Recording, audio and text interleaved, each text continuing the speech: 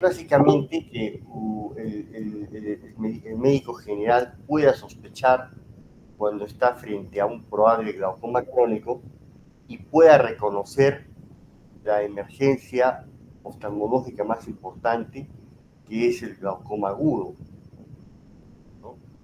Porque siempre yo les comento a los estudiantes que rotan por oftalmología los tres grandes objetivos que perseguimos en la rotación es básicamente saber hacer una buena historia clínica, porque la historia clínica está a la base de todo, ¿no? En la historia clínica está la clave del diagnóstico, ¿no? Está el premio para poder llegar a un diagnóstico adecuado. El médico que no hace una buena historia clínica o que no ingresa a la historia clínica para revisar los datos clínicos del paciente, pues comete un grave error. Hay un dicho que dice, es más fácil que un oftalmólogo pase por el hueco de una aguja, el agujero de una aguja, que encontrar $500 en una historia clínica, ¿no? Nos podemos equivocar si es que no revisamos la historia clínica. Podemos tener un premio si es que lo hacemos y sobre todo si es que hacemos una buena historia clínica. ¿De acuerdo? Entonces, el segundo objetivo era pues reconocer las emergencias y siempre les he comentado que la más grande emergencia oftalmológica es el glaucoma agudo, porque es donde la función vital del ojo va a estar comprometida si es que no hacemos absolutamente nada. ¿De acuerdo? Y el tercer objetivo es reconocer un fondo de ojo normal. ¿Sí? Reconocer un fondo de ojo normal. Perdón. Bueno, la definición griego viene del glaucoma, viene del griego glaukos, que significa entre verde y azul, o sea, prácticamente negro, ¿no? Es el paciente ciego. Es una enfermedad ocular debido a múltiples causas, que silenciosamente en la gran mayoría de los casos, como es en el caso del glaucoma crónico, por ejemplo, puede conducir a la ceguera irreversible y donde la edad y la presión intraocular son los factores de riesgo más importantes. Fíjense que no mencionamos a la presión intraocular como la definición de glaucoma. Muchos cometemos el error grave de definir glaucoma como el aumento de la presión intraocular. Eso no es glaucoma. El aumento de la presión intraocular simplemente se denomina hipertensión ocular. Y lógicamente un ojo con hipertensión ocular es un factor de riesgo para llegar a ser glaucoma. En el caso del glaucoma agudo, lo que ayuda es que no es silencioso, porque viene con dolor y con toda la sintomatología que vamos a ver después, o toda la signología, ¿no? Es un síndrome, ¿de acuerdo? Bien.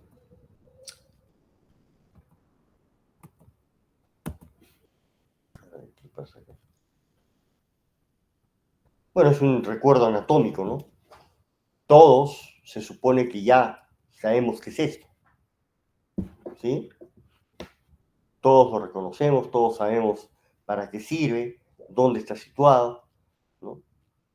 Es el famoso ángulo iridocorneal o ángulo camerular, ¿no?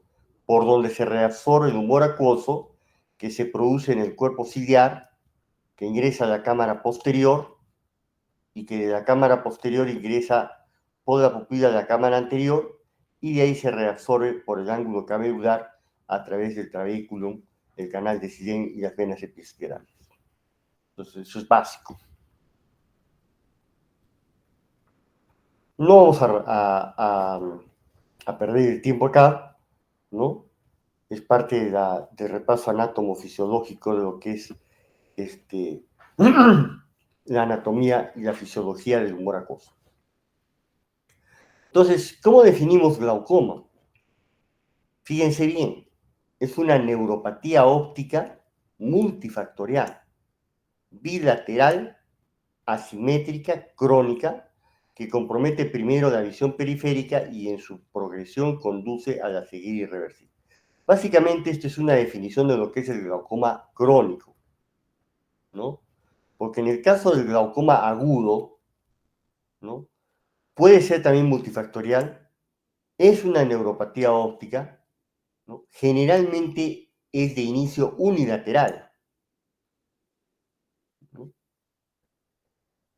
Que lógicamente las presiones intraoculares que maneja un glaucoma agudo son muy superiores a las presiones intraoculares que maneja un glaucoma crónico. Mientras un glaucoma crónico maneja presiones entre 20 y 30 milímetros de mercurio, un glaucoma agudo está por encima de 30, 40, 50, 60, hasta 70 milímetros de mercurio. Por eso es el dolor. Epidemiológicamente, ¿no? Los datos de la diapositiva son importantes, ¿no?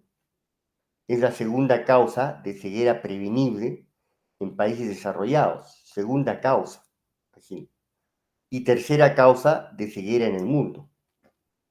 Su prevalencia va en aumento. 2.8% en la población general hasta el 13.5% entre los familiares con glaucoma. Miren, 13.5% entre familiares con glaucoma, o sea que hay una predisposición genética. Quiere decir que encontrar antecedente familiar de glaucoma es importante. ¿De acuerdo? En la población general en Estados Unidos, ¿no? 1% de la población general, 2% después de los 40 años y 6% después de los 75 años. Bien. A ver. ¿Qué pasa acá? Nos hemos equivocado, creo.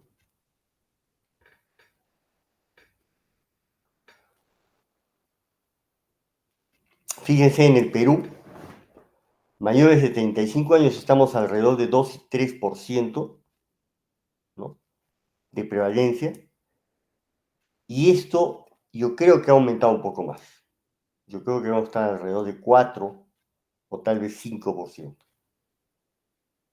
Entonces, el daño principal de los axones que pasan por la lámina cribosa del nervio óptico sufren una deflexión mecánica en forma de un estrangulamiento parcial, ya que el aumento de la presión intraocular hay un abombamiento de la lámina cribosa. Todos sabemos lo que es la lámina cribosa, ¿no? La lámina cribosa se encuentra en la cabeza del nervio óptico, es como una especie de colador. Imagínense un colador con puntitos delgaditos milimétricos, por ahí pasan las fibras nerviosas. Entonces, un aumento de la presión intraocular va a alterar, va a deflexionar esta lámina cribosa y va a estrangular las fibras nerviosas.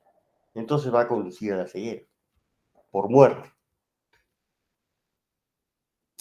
Igualito, al abombarse la lámina cribosa posteriormente al aumento de la presión intraocular, este va a comprometer los finos capilares que nutren la capa superficial del nervio óptico y por lo tanto se convierte en una teoría importante en la fisiopatología del glaucoma.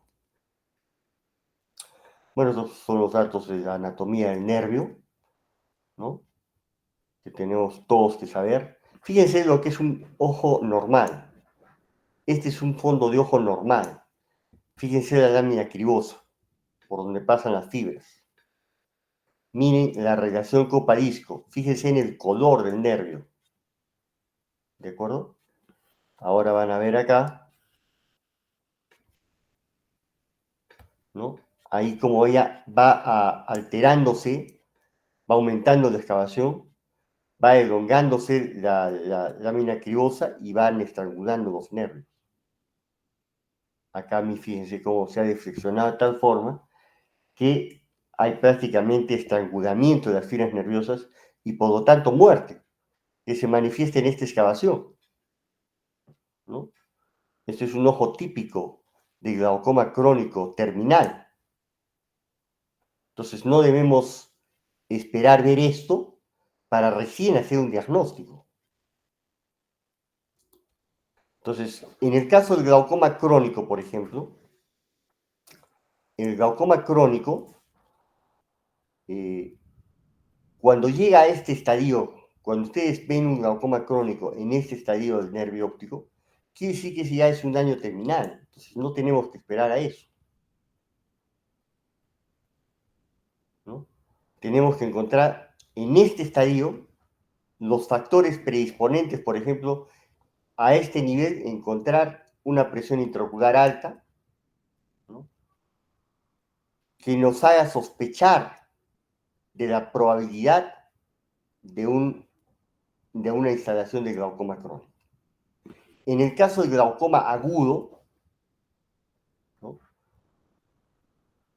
La hipertonía ocular se instala en ese momento, o sea, la presión sube inmediatamente, o sea, es un inicio brusco, agudo. El paciente está en buen estado y de repente comienza a referir la sintomatología del glaucoma agudo, que es principalmente dolor, manifestado por el aumento de la presión intraocular. Entonces, no vamos a pensar que el fondo de ojo en ese momento se va a volver de ahí, se va a volver ahí, inmediatamente, no. Simplemente aquí a este nivel va a haber un ojo hiperémico, una papila hiperémica, congestiva quizás, ¿no? Pero todavía no en el grado de excavación anterior. Pero nos está indicando que ese ojo está en peligro y que ese ojo, si no le hacemos nada, en cuestión de horas, puede llegar a este estadio. ¿Sí? Por eso es una emergencia. ¿De acuerdo? Porque lo que sigue a esta hipertonía ocular aguda, severa, en el caso del glaucoma agudo, ¿no? Es la ceguera. Y esto se produce a veces a partir de la quinta hora, sexta hora, octava hora, el paciente podría ya tener un serio daño a nivel de su nervio óptico manifestado en la función vital.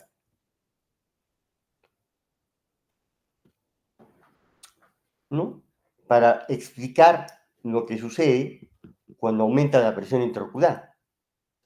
Al aumentar la presión intraocular, hay un abombamiento de la lámina cribosa por un lado, y ese aumento va a producir isquemia por otro lado, y va a bloquear el flujo exoplástico. ¿De acuerdo? Entonces, este aumento de la presión intraocular no solamente va a producir isquemia, ¿no? Y esta isquemia va a aumentar la pulsatilidad y por lo tanto va a llevar a un colapso microvascular en la cabeza del nervio óptico, que es un paso previo a la muerte del nervio óptico. Muy bien. Fíjense aquí lo que sucede en una neuropatía óptica glaucomatosa. Para que lleguemos de acá, lleguemos a tener una excavación y lleguemos a tener una alteración del campo visual como lo ven acá, ¿no? El campo visual se va a deteriorar de aquí a aquí. Fíjense como de ser normal se va a volver tubular. ¿De acuerdo? Todo parte del factor de riesgo de aumento de la presión intraocular y esto va a conllevar a esto y después a esto, ¿no? Entonces, tenemos tres condiciones para hablar de neuropatía glaucomatosa. Hipertensión ocular, 1, daño del nervio óptico, 2, y daño del campo visual, 3. Entonces, este es un estadio hipertensivo, este es un estadio preperimético y este es un estadio perimétrico. Cuando tenemos las tres hablamos de glaucoma, pero necesitamos solamente de las tres, dos. Necesitamos tener un aumento de la presión intraocular con un nervio algo excavado y podemos tener un campo visual todavía en un estadio normal. O podemos tener un daño en el nervio óptico con un daño en el campo visual, sin hipertensión ocular. Y hablamos también de daño glaucomatoso. ¿De acuerdo? Entonces hay un factor genético, hay el factor de edad, el sexo también para algunos juega un papel importante, aunque no es tan dogmático como don Merita. La miopía, en las ametropías, la miopía magna tiende a haber un aumento de la presión intraocular, o sea, la miopía maligna, miopías altas. Es importante averiguar en la historia clínica si el paciente es o no es miope. En el caso de la hipermetropía elevada, ¿no? El aumento de la presión intraocular se debe a un ángulo cerrado. En cambio, acá hay aumento de la presión intraocular, pero con ángulo abierto. Hay una alteración en el drenaje del humor acuoso, ¿no? Entonces, el miope alto puede hacer un glaucoma crónico, el hipermétrope alto puede hacer un glaucoma agudo. La raza, se dice que la raza negra tiene más importancia, tiene más predisposición. Las variaciones, la presión intraocular no es la misma siempre. Hay un ciclo circadiano, a través del ciclo circadiano del cortisol, ¿no? Las variaciones posturales, la variación al esfuerzo, ¿no? Va a producir aumento de la presión intraocular. Los movimientos de los ojos y párpados también puede condicionar aumento de la presión intraocular. Lógicamente que son aumentos, pues, esporádicos, ¿no? ¿De acuerdo? Que no van a dañar el nervio óptico por esa razón. ¿De acuerdo? Imagínate si hacemos un esfuerzo, subimos nuestra presión intraocular y producimos daño inmediatamente, no, tampoco es así, ¿no? ¿De acuerdo? Porque estos esfuerzos, estas alteraciones, se producen por fracción de segundos, a veces microsegundos, que no llegan a dañar el nervio óptico, ¿no? Lógicamente, si estos pacientes son sometidos a esfuerzos altos y tienen factores de riesgo, lógicamente que sí van a llegar al glaucoma, ¿no? Las alteraciones intraoculares, ¿no? Pacientes con uveitis, con desprendimiento de retina al inicio, podrían condicionar una hipotensión. Las alteraciones sistémicas, hipertensión arterial, diabetes, hipertermia, obesidad, hipertiroidismo, hipotiroidismo, ¿no? No quiere decir que todos los hipertensos, todos los diabéticos, los hipertérmicos, los obesos, los hipotiroideos y los hipertiroideos van a ser glaucoma, no.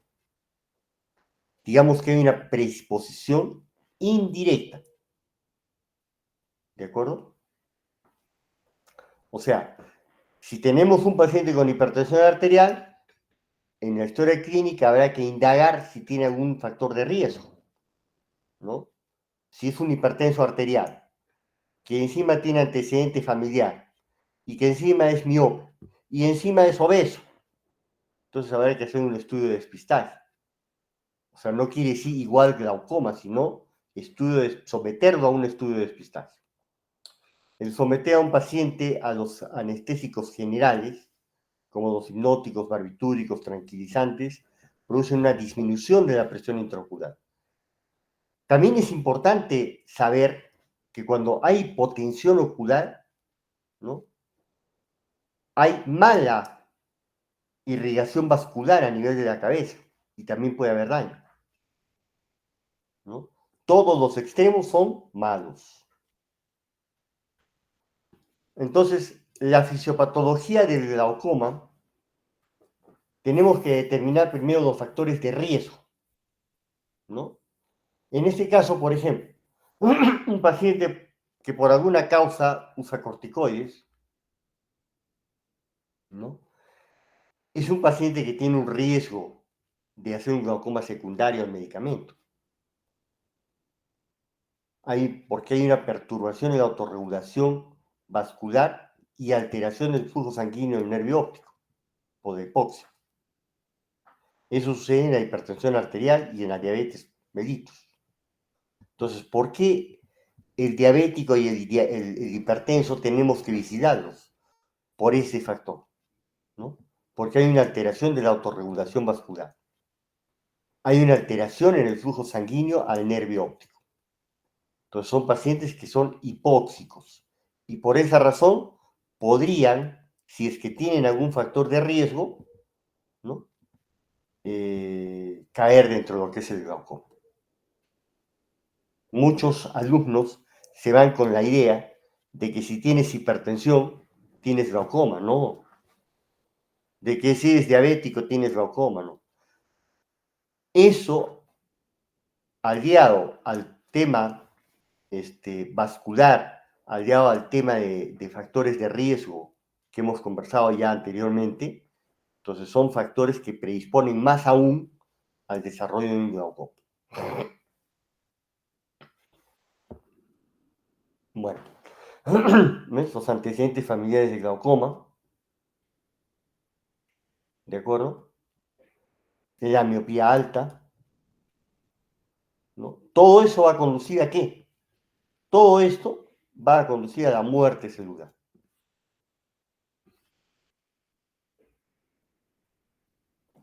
Una muerte tisular, como ustedes ven en las diapositivas. Entonces, ¿cómo clasificamos al glaucoma? Hay un glaucoma pediátrico y hay un glaucoma adulto. El glaucoma adulto, a su vez, se divide en agudo y se divide en crónico. Y el pediátrico es el famoso glaucoma congénito. El infantil, que comienza entre 1 mes y 2 años, y el juvenil mayor de 2 años. Entonces, son niños que nacen con esa predisposición, a veces asociados a síntomas de enfermedades congénitas, que no es motivo de la discusión el día de hoy, ¿no? Entonces, todo paciente que nace con alguna malformación congénita ocular, ¿no? Tiene que someterse a un estudio de despistaje de glaucoma. Y el adulto se divide en agudo y crónico. Este agudo, ¿no? Es el que tenemos que tener presente porque este agudo representa la gran emergencia de la oftalmología.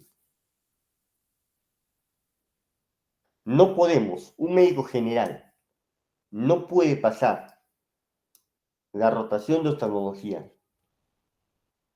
y más aún no puede recibir su título de médico general si es que no reconoce un glaucoma agudo. Porque esta patología se le va a presentar en algún momento de su práctica profesional. Entonces, ¿cómo reconozco un glaucoma agudo de primera intención? Lo reconozco a través de los síntomas. Son pacientes que refieren la enfermedad con un inicio brusco, agudo, de un momento a otro.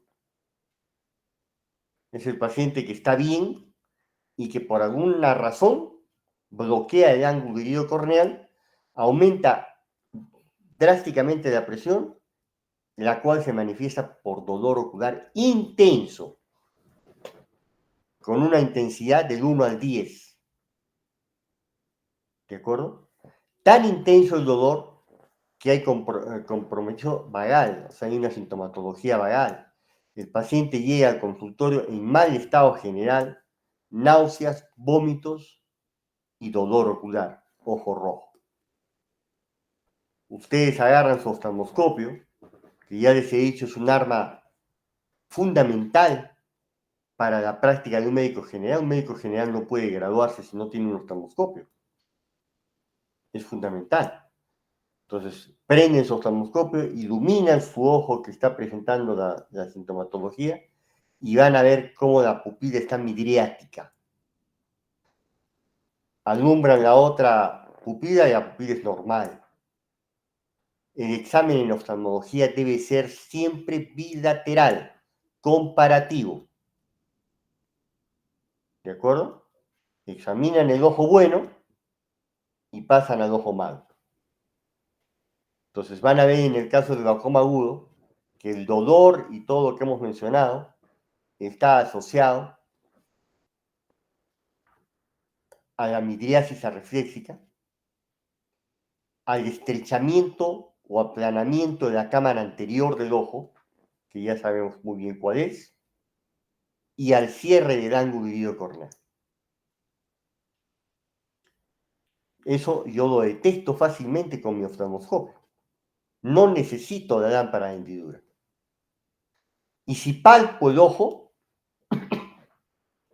me voy a encontrar con que es un ojo duro, es un ojo pétreo, muy diferente al ojo contralateral, cuya consistencia es parecida al tono ocular de la punta de una nariz. Si ustedes se palpan la punta de la nariz y luego palpan su ojo, van a ver que casi es la misma tensión. Una comparación irrelevante, nada dogmática, ¿no?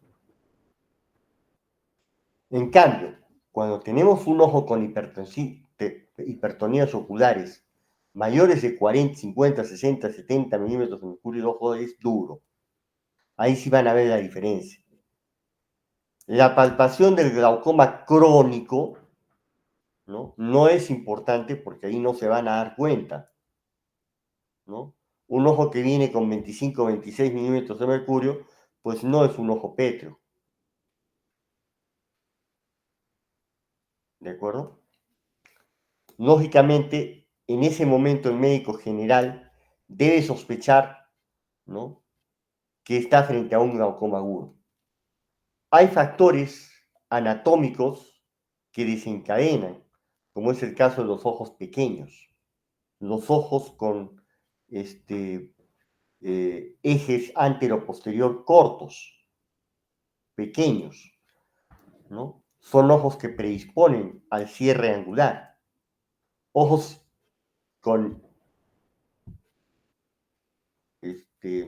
hipermetropías elevadas, ¿no?, conducen a un glaucoma agudo. Son pacientes que refieren inicio brusco de enfermedad por alguna circunstancia en especial, por ejemplo, de estar en un sitio muy iluminado, pasan bruscamente a una habitación oscura y se les desencadena el dolor. O algún medicamento o derivado atropínico que produce midriasis desencadena inmediatamente el dolor. Entonces son cosas que uno tiene que averiguar en la historia clínica. Y el médico tiene que saberlo reconocer y brindar los primeros auxilios, como se dice. ¿En qué consiste? En administrar diuréticos por vía endovenosa. Es muy difícil que en un centro de salud de primer nivel, de nivel 1, primario, haya medicamentos antiglaucomatosos, ¿no? Debería haber, sí, debería haber, pero no es lo usual. Pero sí es usual encontrar un diurético, porque el diurético sí se usa en muchas cosas, ¿no? Entonces el uso del manitol está indicado para tratar la emergencia del glaucoma agudo, ¿no? Son pacientes generalmente alrededor de los 40, 50 o 60 años, ¿no?, que se les puede aplicar entre 300 a 500 centímetros cúbicos a chorro de manitol, lógicamente averiguando sus antecedentes, ¿no? Si es un paciente diabético con insuficiencia renal crónica, qué sé yo, habría que hacer la administración de este fármaco, pero apoyados de la intervención de un médico internista, ¿no? Entonces, el otro es el glaucoma crónico, ¿no?, o glaucoma primario de ángulo abierto, ¿de acuerdo? Bueno, aquí tenemos algunos datos sobre el glaucoma congénito, ¿no? también el factor de riesgo de la presión intraocular. Vamos a ver algunos aspectos clínicos del glaucoma crónico generalmente. En el caso de un glaucoma congénito, por ejemplo, si tienen ustedes un niño de 1 año de edad que viene por epífora, fotofobia, blefaroespasmo, es una triada clásica para sospechar de un glaucoma congénito. ¿De acuerdo? Me refiero pues a que esa epífora es abundante, ¿no? Y la fotofobia es, mi hijo no puede soportar el sol. Lo saco al sol y se desespera. Lo pongo en la sombra y se calma. Siempre quiere estar con los ojos cerrados, blefaroespasmo. Es una triada para llegar a sospechar de lo que es un glaucoma congénito. Los signos son el aumento del diámetro corneal, ¿no? Mayor de estos diámetros, el edema corneal por ruptura de la membrana de Descemet, hay progresiva elongación del globo ocular, el globo ocular crece, el limbo esclerocorneal se ve en forma difusa, ya no lo puedes detectar en forma simétrica. Hay cambios en la refracción del ojo de una consulta a otra y modificación del fondo de ojo, sobre todo a nivel del nervio óptico. El glaucoma congénito lo vamos a ver en todas este tipo de patologías, que no vamos a revisar ahora, ¿no? Todos estos pacientes con, por ejemplo, el caso de aniridia, pacientes con malformaciones del iris, pueden tener glaucoma congénito, ¿no? La enfermedad de Aspenfield-Bayer puede condicionar malformación del ángulo iliocorneal, ¿no? Todas las alteraciones congénitas pueden condicionar alteración genética del ángulo iliocorneal. Fíjense ustedes estas fases, ¿no?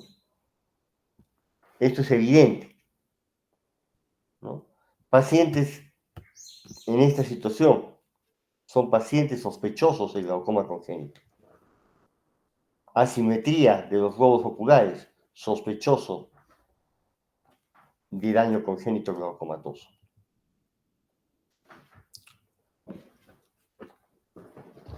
El glaucoma del adulto, también llamado glaucoma primario de ángulo abierto o glaucoma primario de ángulo cerrado sin bloqueo pupilar. Y el secundario, debido a alteraciones trabeculares, posttrabeculares, por bloqueo pupilar o sin bloqueo pupilar. Son alteraciones ya secundarias debido a otra patología inherente en el ojo. El glaucoma primario de ángulo abierto, que se presenta en la edad adulta, donde la cámara anterior es de apariencia normal, con ángulos abiertos, no existiendo una causa específica determinada, también llamado glaucoma crónico de ángulo abierto o glaucoma crónico simple. Entonces, no nos olvidemos de esto, apariencia normal. Estamos frente a un ojo aparentemente normal. Ustedes agarran su oftalmoscopio y van a ver un ojo normal, ¿no? Asintomático. Son pacientes que llegan a la consulta por cualquier cosa, se refieren que desean una medición de vista, que les pique el ojo, que les arde, que les molesta, lo que ustedes quieran. Y que pueden salir de la consulta con la presunción diagnóstica de glaucoma.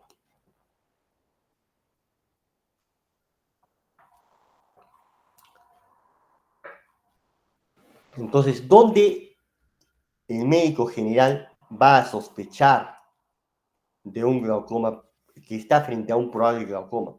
por la historia clínica, por los antecedentes del paciente. Principalmente, estos antecedentes se refieren a los antecedentes familiares patológicos. Pacientes que les mencionan que vienen de familiares con glaucoma, que su mamá, su papá o su abuelo se murieron ciegos, que usaban gotas en los ojos para la presión. Entonces, a todos esos pacientes los tenemos que someter a un despistaje, ¿no? Pacientes con patologías, como hemos mencionado anteriormente, diabetes, hipertensión, y que encima tienen antecedente familiar, deben someterse a un estudio.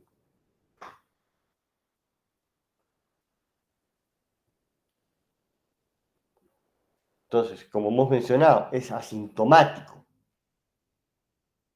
¿no? En cambio, el glaucoma agudo es sintomático. Algunos pacientes pueden referir un dolor sordo, presencia de halos de colores en fuentes luminosas, o sea, miro el foco y lo veo alrededor luces de colores. Limitación de la visión periférica en estadios avanzados. Entonces, cuando el paciente ya refiere y viene a la consulta y te dice, estoy mirando como un tubo y me quiero caer cuando bajo las escaleras, no miro los peldaños, ¿no? Camino por la calle y me choco con las personas. Entonces, son alteraciones periféricas graves, ¿no? Y que probablemente sean causa de glaucoma, hasta que no se demuestre lo contrario.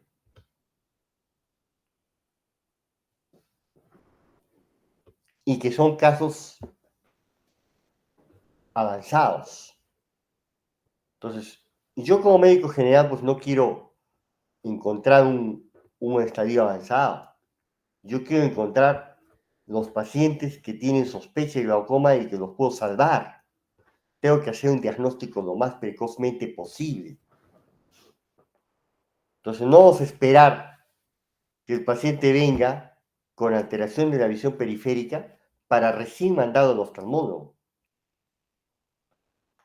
Ese examen que ustedes hacen del test de confrontación para el campo visual es un saludo a la bandera. Ese examen no diagnostica absolutamente nada. Entonces, en estos casos, se impone una buena historia clínica, una buena averiguación de lo que es los antecedentes familiares, patológicos y personales del paciente, ¿no? Para poder a partir de allí iniciar toda una investigación y encontrar la posibilidad de glaucoma. Lógicamente que el, el, el glaucoma, el diagnóstico de glaucoma crónico va a ser difícil para el médico general, pero basta con sospecharlo a través de los antecedentes, y si ustedes dominan el fondo de ojo y observan una papila óptica como la vieron anteriormente en el caso del glaucoma, ¿no? Si ustedes dominan eso, pues tienen una presunción diagnóstica bastante importante, ¿no? Entonces, al final, van a tener que derivar al paciente al oftalmólogo. ¿De acuerdo? Porque la función del médico general es esa: sospechar de una patología, orientarlo al paciente, enviarlo al especialista y explicarle por qué lo está haciendo.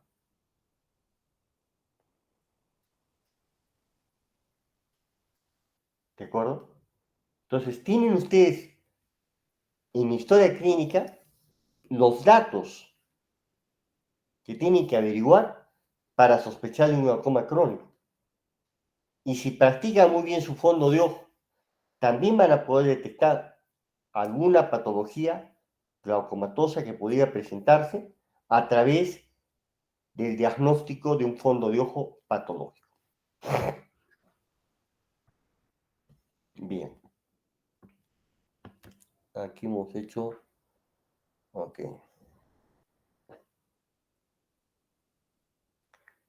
Hemos dicho todo esto, ¿no? La anamnesis completa, la detección temprana, todos hemos hablado. Medición de la presión intraocular, que para el caso médico general es un poco complicado, porque en un servicio de medicina general, en una posta médica, en un servicio de emergencia en cualquier hospital, no hay forma de tomar la presión intraocular. ¿De acuerdo? Ahora, en algunos sitios hay unos tonómetros de mano, que es el tonómetro de Schott, que es como una balancita, muy fácil de utilizar, algunos médicos lo hacen, puede determinar la presión intraocular del ojo. Características del nervio óptico, del fondo de ojo, hemos hablado, ¿no? Detección de la relación copa-disco, las excavaciones, todo eso es importante.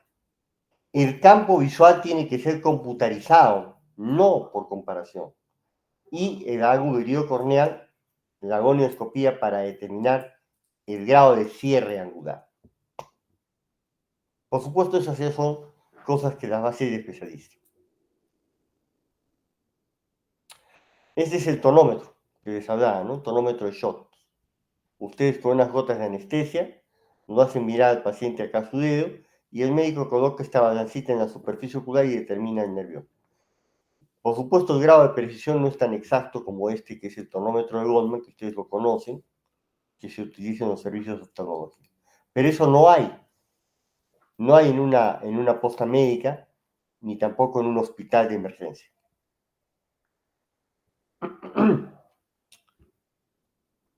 ¿No? Esos son los fondos de ojo, de los glaucomas, el corte histológico de un ojo glaucomatoso. Miren el campo visual cómo se va deteriorando en pacientes con hipertonías oculares crónicas, ¿no? Esto es una evolución del campo visual a través del tiempo.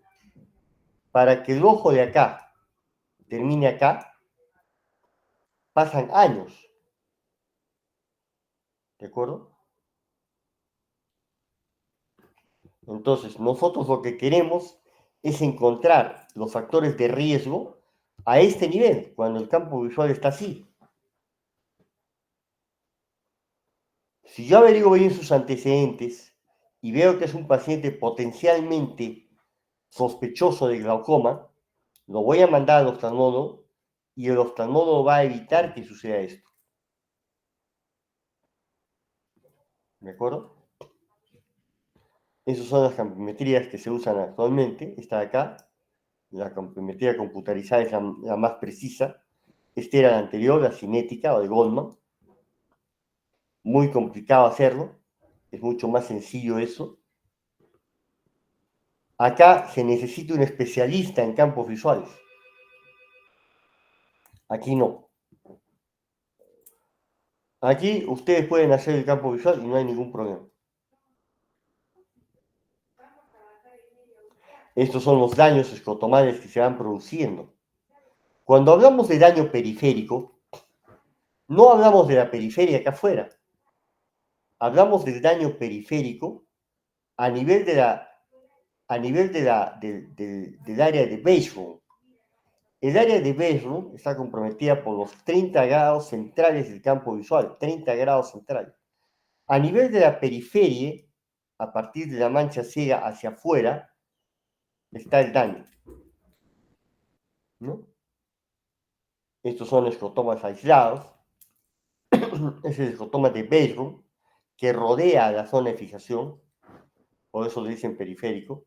Este es un estadio inicial, y esto ya es un estadio avanzado, ya se complementó el escrotoma anular y después se va expandiendo hacia la periferia. O sea, cuando encontramos un paciente con alteraciones periféricas, como decíamos, me choco con las puertas, cuando camino, me quiero caer en las batientes, esos son pacientes que ya están con daño grave, severo. ¿De acuerdo? La gonioscopía es un lente con el cual examinamos el fondo de ojo y también el ángulo iridocorneal. Es un examen de especialidad, ¿no? Entonces, el tratamiento. ¿Cuál es el objetivo general? Desacelerar el proceso de la enfermedad y mantener la función visual. ¿De acuerdo? O sea, lo que yo busco es evitar que el daño se continúe para de esa manera mantener la función visual lo más largamente posible. Perdón.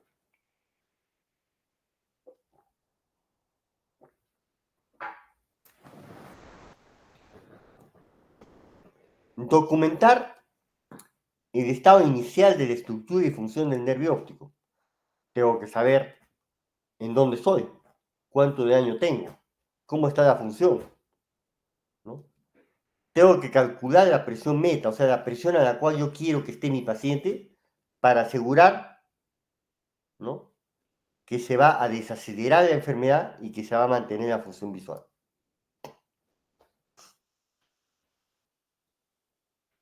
Tratar de mantener la presión intraocular meta o menor con el mínimo tratamiento médico y quirúrgico. Impedir la progresión del daño papilar y campimétrico. Minimizar los efectos colaterales del tratamiento. Educar al paciente.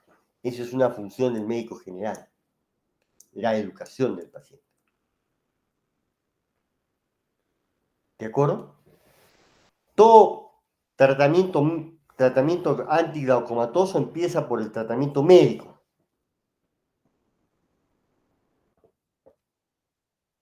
¿De acuerdo? No vamos de frente a la cirugía, casos muy excepcionales. Generalmente se inicia con tratamiento médico, hasta lograr todos estos objetivos. La presión meta es la presión que yo quiero, con la cual voy a asegurar y evitar el daño del nervio óptico y del campo visual.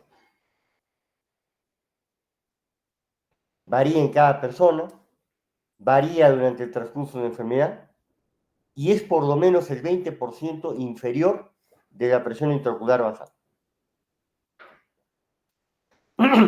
Por eso el tratamiento con gotas, en el caso del glaucoma crónico, es importante las gotas, en este caso, porque son glaucomas que tienen presiones de 23, 24, 25, no más, raramente llegan a 30.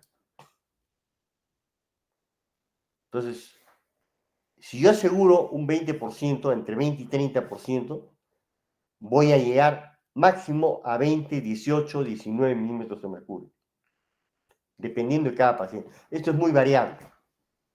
Voy a determinar el daño que tengo para determinar si es un paciente con futuro quirúrgico o es un paciente que puede recibir tratamiento por largo tiempo, ¿no?, manteniéndolo bien vigilado en cuanto a los aspectos que hemos mencionado. ¿De acuerdo? La agresividad del tratamiento es encontrar la presión basal, lo que encontramos de inicio, y lograr esta presión meta determina la agresividad del tratamiento. Si esta presión meta no es la adecuada porque considero que es un factor de riesgo más importante, que el paciente tiene otros factores que pueden condicionar el agravamiento de su enfermedad, etc. Entonces, recién ahí puedo indicar un tratamiento quirúrgico o con láser o como ustedes dicen. Los otros ya son tratamientos quirúrgicos, ¿no?, o láser o qué sé yo. Muy bien. No sé si tienen preguntas.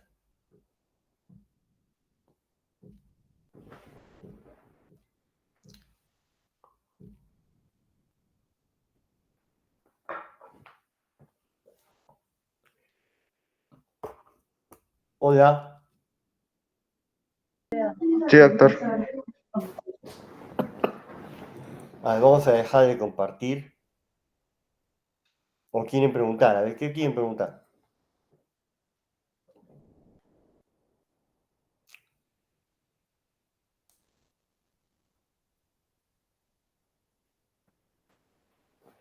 ¿Mm?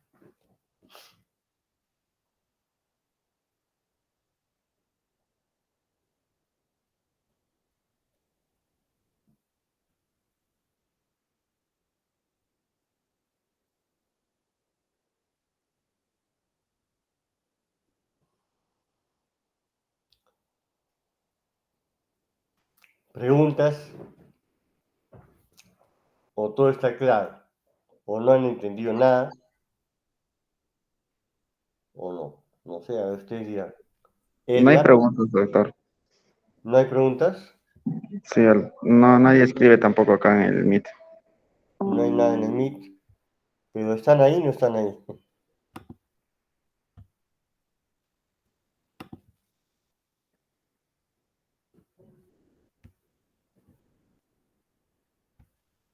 No han ingresado bastantes, ¿no? Algunos sí han salido porque como ya son las 8 también inician clases ya. Ya. Bueno, entonces, si no hay preguntas, creo que lo dejamos ahí. ¿Está bien? Sí, doctor. Ok, listo. Entonces, muchas gracias. Gracias, doctor. Hasta luego. ¿Vas a subir la diapositiva al aula virtual o me la podría pasar a mí? Ah, yo creo que las tienen ahí ya en el aula virtual. Sí, A a ver, ver, voy a revisar ya, doctor. Reviso. si no te la paso, ¿ya? Ya, doctor. Gracias. Eso sería todo. A ver, mis alumnos de la rotación, ¿están ahí? Sí, doctor. Sí, doctor, buenos días. Ya, un favorcito, créate una invitación y entramos ahorita en unos 30 minutos, media hora, ¿ya? Se anotan ustedes.